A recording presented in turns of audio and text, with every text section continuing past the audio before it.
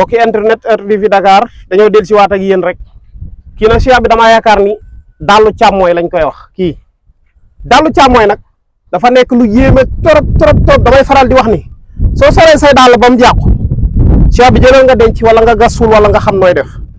kii moo nekk lu yéeme kii bare na tey ñoo dégg ñuy jàmbat ci dàll bi lañ leen def. dàll bi moo nekk dàll bu yéeme boo nga xamante si tey loo ci dugal dem sëf ko fee Cheikh bi feeg teggi woo ko kooko mënut a am ndam déedéet ak ci lu mën ci doon du am ndam kon kii jar na bàyyi xel bu baax mooy dàllu càmmooy bi wala dàllu góose bi noonu lay demee. kii boo ci bindee ba pare tey nga dugal ki nga xamante si wala li nga xamante si yaa xam société bi la yaa xam entreprise bi la yaa xam équipe bi la yaa xam mbër mi la yaa xam nit koo bëgg a gàllankoor Cheikh bi kii moo ci man dàllu càmmooy la. soo paree ba sëf ko ba mu diis wallahi la asim fii koo nga xam ne da ngay déplacé wu sore da ngay sol dàll képp koo nga xamante si nit la rek ànd ak xelam kii moo aay ci moom ak li nga xamante si place la boo nga xam da nga koo bëgg a téye Cheikh bi kii lañ koy defee kon damay wax ni dàll ci boppam rek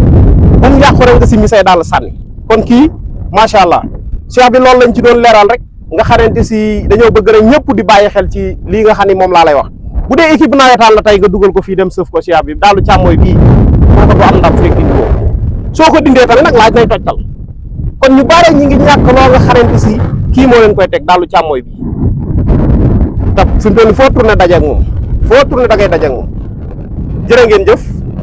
ñu continuer rek comme ni ñu ko doon waxee ngeen di abonné rek ñu gën leen di leeralal di jàppalante yéen incha allahu rabbi